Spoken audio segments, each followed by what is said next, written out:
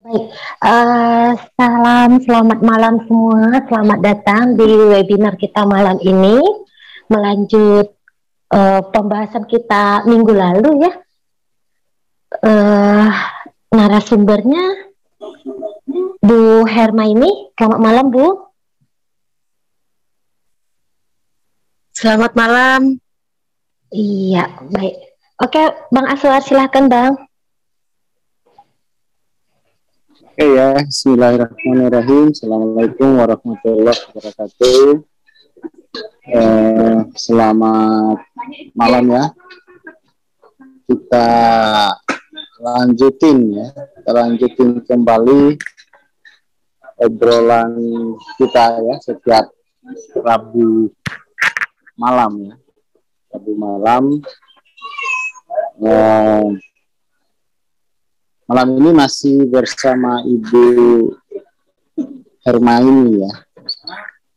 Halo, selamat malam Bu. Selamat malam Bang Aswar. Ya, apa kabar nih? Alhamdulillah. Oke. Ini di Padang apa di mana nih? Di Padang Bang Aswar. Oke.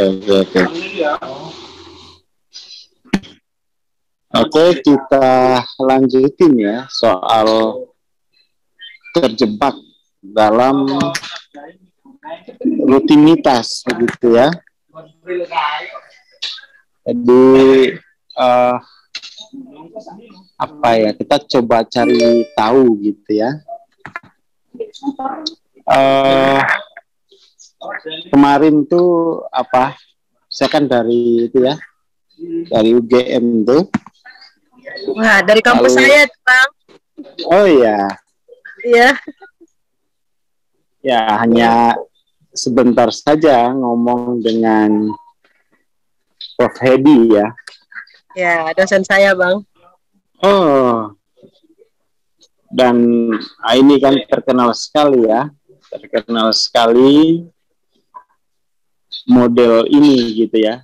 Kemarin sempat ngobrolin modelnya ini gitu. Dan dari obrolan yang sebentar itu ya saya kira ini penting ya. Kenapa kemudian kita menjadi terjebak dalam rutinitas begitu ya. Jadi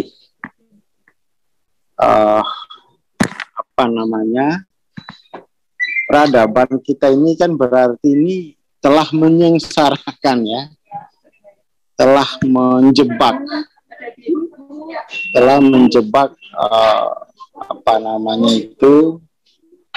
kalau masyarakat itu adalah yang membangun peradaban, lalu kemudian sekarang kita merasa terjebak dalam peradaban tadi, itu kan berarti senjata makan tuan nih.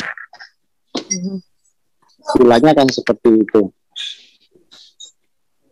Nah, dari pemikiran itu kemarin saya membandingkan model ini gitu ya.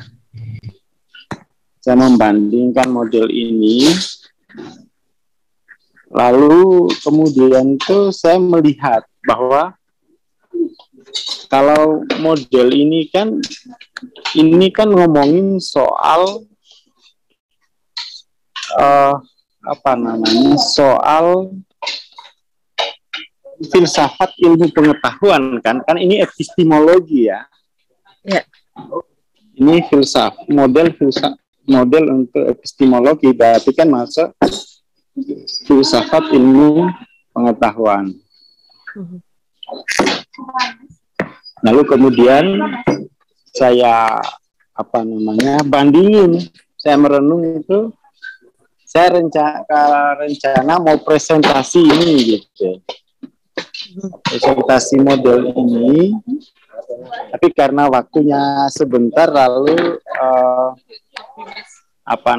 saya hanya menjelaskan sebentar, dan ya beliau bisa menangkap bahwa kalau model ini mungkin kalau dijadikan sebagai ilmu maka ini cocok sebagai filsafat manusia gitu kan. Kata beliau begitu, tapi saya masih kurang apa ya mungkin belum cocok disebut filsafat manusia, karena ini sebenarnya baru peta cara bereksistensi gitu ya.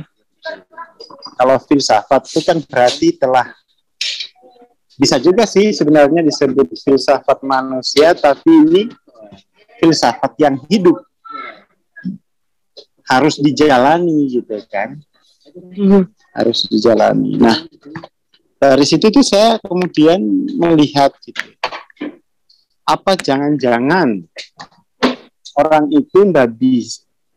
itu kemudian manusia ini telah dimangsa oleh ilmu yang dibuat oleh manusia itu sendiri gitu. Nah, ini pertanyaan saya gitu ya. Jangan-jangan tuh manusia ini telah dimangsa oleh produknya sendiri. Dan hal semacam itu kan bukan bukan sesuatu yang baru kita dengar. Ada isu soal disrupsi teknologi kan begitu ya. Ya. Itu kan berarti manusia atau masyarakat dimangsa oleh alat yang dibuatnya sendiri gitu kan. Ya. Nah, terkait dengan judul terjebak dalam rutinitas, saya kok yakin kalau banyak orang telah menjadi korban dari pengetahuan itu sendiri. Dan ini betul-betul merupakan gejala yang paling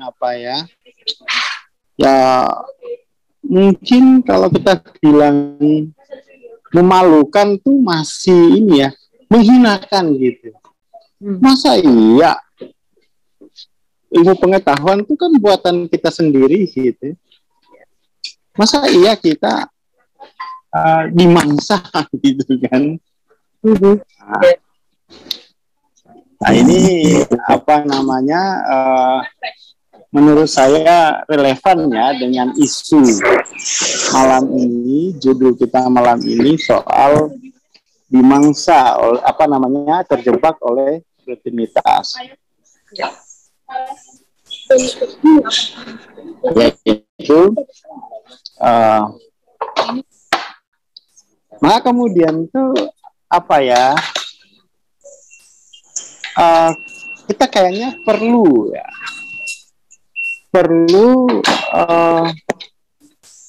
banyak diskusi, perlu banyak ngopi bareng itu, ngobrolin tentang cara manusia bereksistensi gitu. Jadi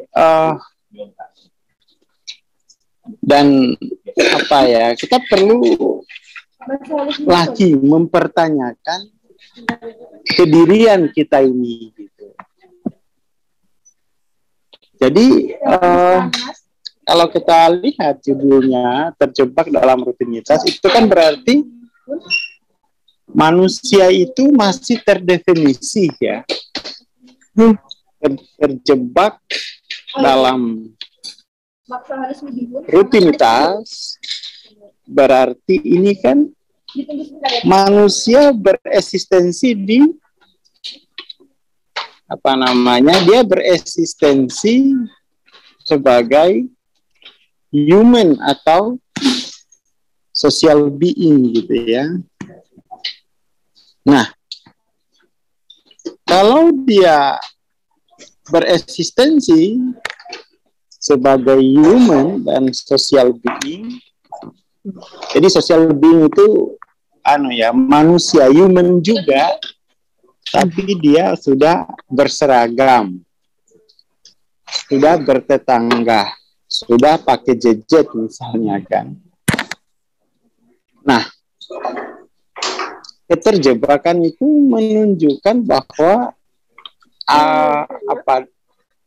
ada apa ya, keterjebakan ini kan kita mesti mempertanyakan kembali cara kita bereksistensi.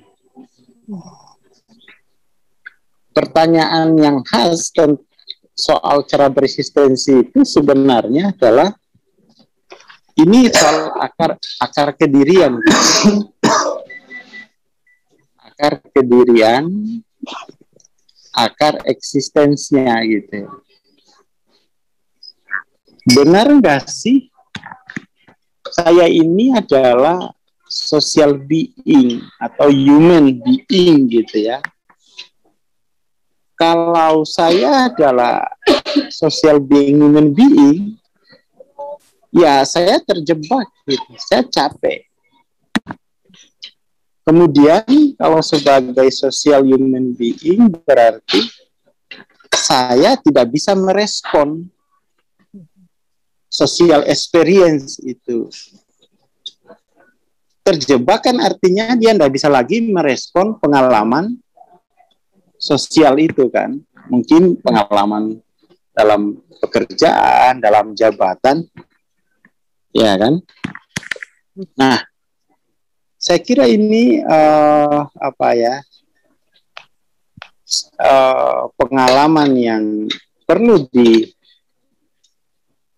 perlu dikenali gitu ya, perlu diidentifikasi gitu.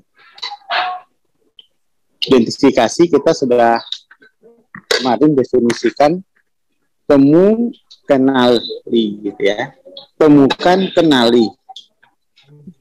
Saya kira banyak kok orang itu yang sebenarnya juga menemukan dirinya, mungkin bukan lagi terjebak, tapi sedang mengalami penghancuran dalam rutinitas itu kan. Seperti yang saya alami sendiri mulai dari 2004 sampai 2006 ya. 2007 saya tahu waktu itu terjebak rutinitas, tapi yang saya lakukan dalam keterjebakan tadi, saya pergi ke diskotik. Jadi sudah terjebak dalam rutinitas, saya kemudian malah destruktif gitu.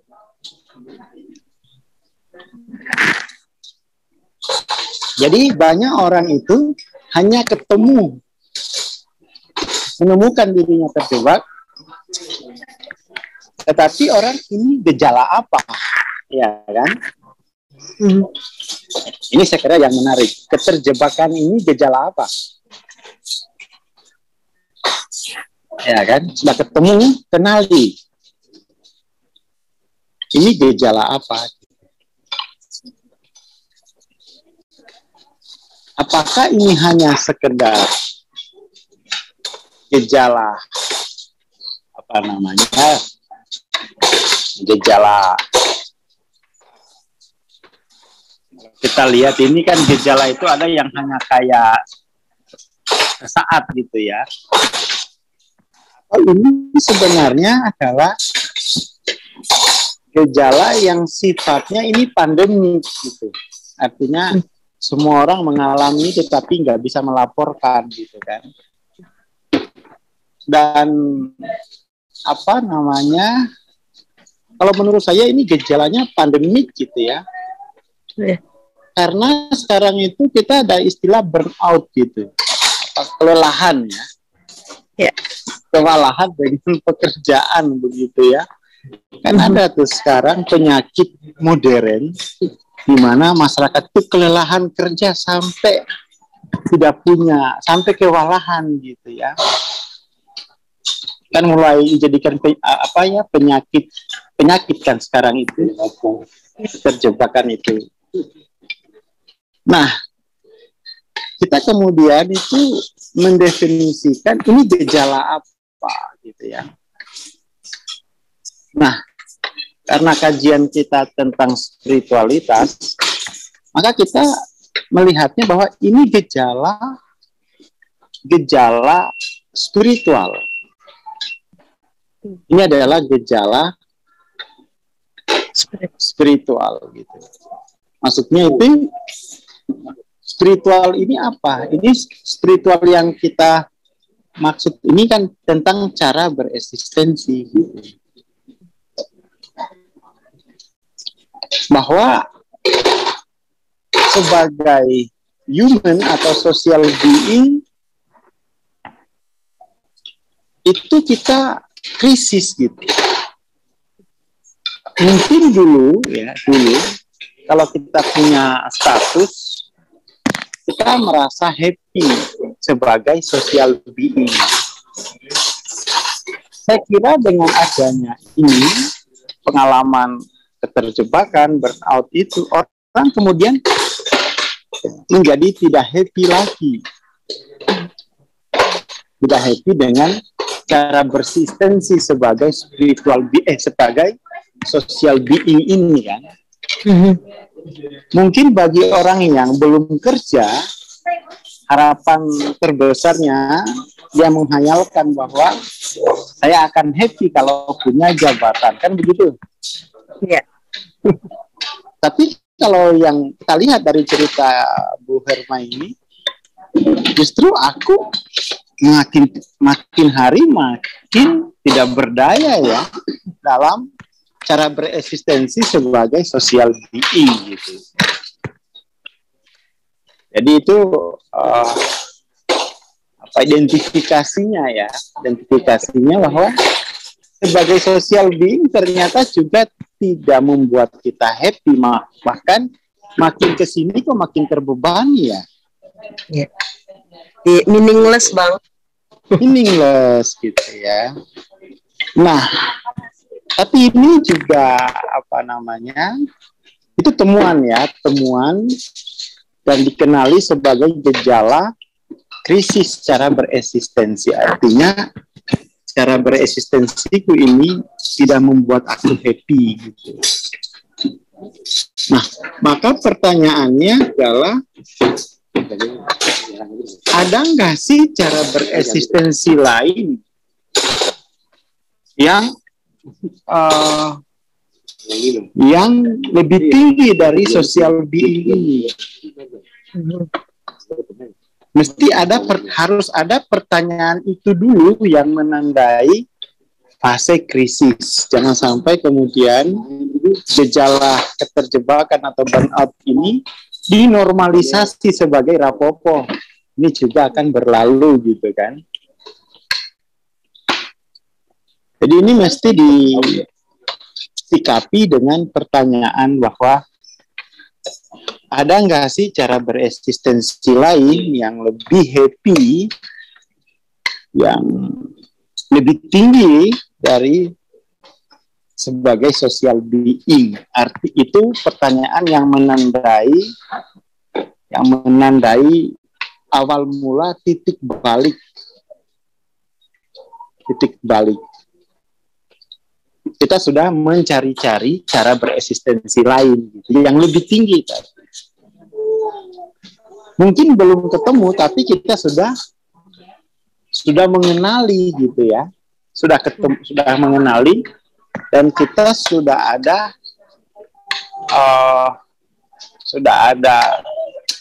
ketidakpuasan.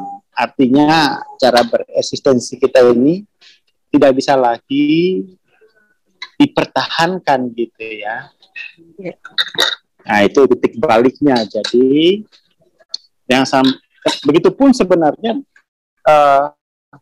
teman-teman yang lainnya ketika misalnya mengalami sebuah kelelahan, ketidakhappyan begitu, maka itu jangan dinormalisasi, diidentifikasi, temukan dan kenali ini gejala apa. Setelah diketahui gejala apa, lalu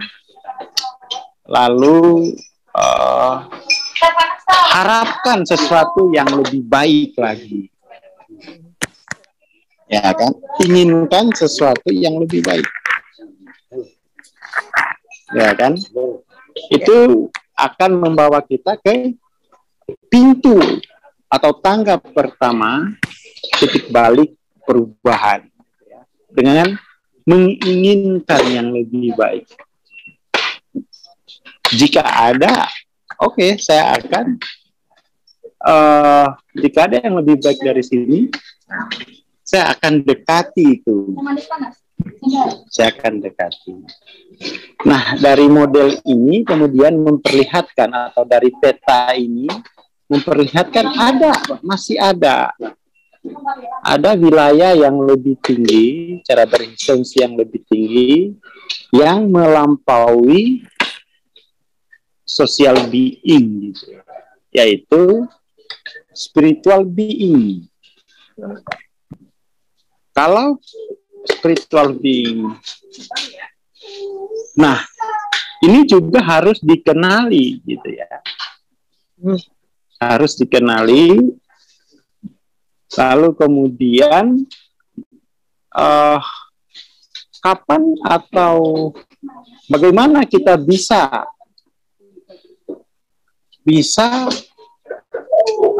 sampai pada cara bereksistensi sebagai spiritual being, ya kan? Maka kemudian kita akan bertanya, jika bereksistensi sebagai human being aku sudah menderita, jika bereksistensi sebagai social being juga aku menderita, gitu kan? Maka saya membutuhkan, jadi ini jiwa kita yang mengharuskan itu, maka jiwa kita mengharuskan bahwa saya membutuhkan akar kebereksistensian yang itu bisa membuat saya tenang, happy, ya kan? Jadi saya membutuhkan akar kebereksistensian yang dimana saya bisa merdeka dari penderitaan, karena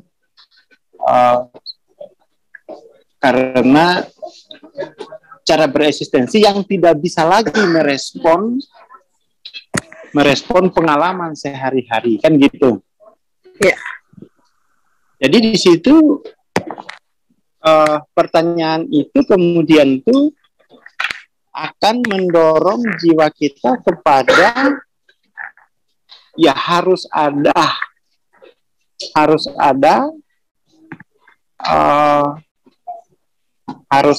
sesuatu yang lebih besar, gitu ya, sesuatu yang kuat, yang bisa menjamin bahwa apapun yang terjadi dalam pengalaman sehari-hari saya tetap bisa kuat, gitu. Dari perenungan semacam itu, maka kemudian jiwa kita itu akan mengharuskan harus ada sesuatu yang bisa menyediakan ini. Maka kemudian itu karena mengharuskan ada akar kebereksistensian yang mutlak, yang tidak bisa didikte oleh keadaan, maka kemudian itu kan menjadi ini ya. Jadi untuk bergerak ke spiritual being itu jiwa kita mesti mampu mengidentifikasi ketidakmampuan akar kedirian yang sebelumnya, lalu mengharuskan ada akar kedirian yang super mampu, yang maha mampu, yang tidak bisa didikte oleh keadaan. Jadi kemudian tuh secara secara pengalaman ya, ada kebutuhan akan yang serba mampu, serba kuat. Jiwa kita mengharuskan ada itu. Jika tidak, kita akan kembali lagi ke cara bereksistensi yang terbukti dalam pengalaman kita tidak mampu merespon lagi kenyataan sehari-hari kita. Nah, di situ kemudian secara spiritual bahwa harus ada akar kedirian yang serba mampu. Nah, itu kalau bahasa agamanya ilallah. Jadi transformasi dari social being ke spiritual being itu melalui syahadat. Bahwa harus ada akar kedirian yang lebih besar daripada pengalaman-pengalaman sehari-hari ini. Nah, itu secara secara spiritual itulah yang disebut dengan ilallah. Jadi ada kebutuhan untuk bereksistensi mengakar pada yang lebih kuat itu. Nah, ketika sudah ada kebutuhan semacam itu, dia sudah mulai naik tuh ke spiritual being.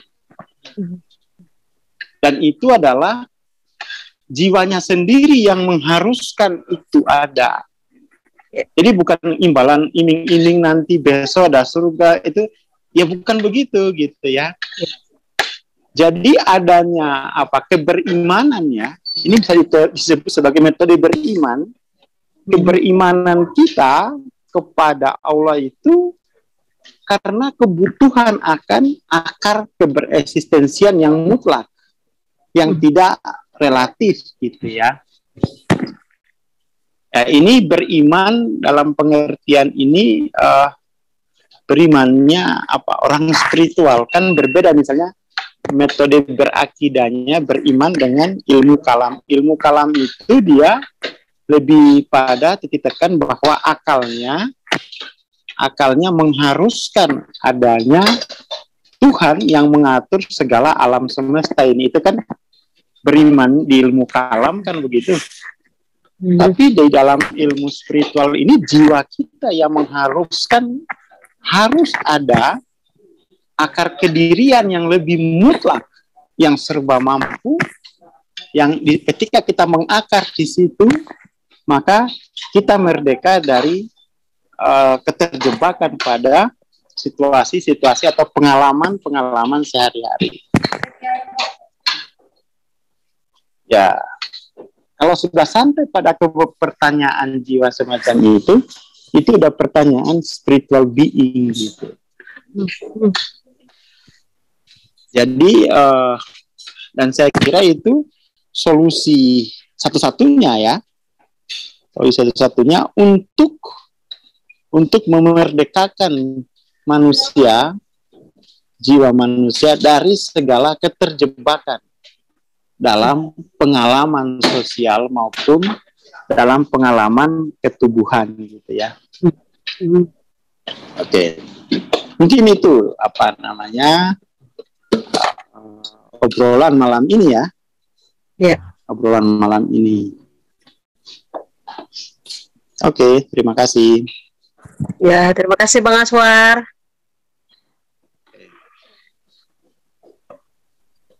Oke, baik. Terima kasih Bang Aswar. Terima kasih sudah membantu kami memercikkan kembali ke keilahian dalam diri kami, Bang. Baik, terima kasih juga Bu Hermaini. Terima kasih Mas Kamil. Terima kasih teman-teman semua. Kita ketemu di webinar kita berikutnya. Selamat malam.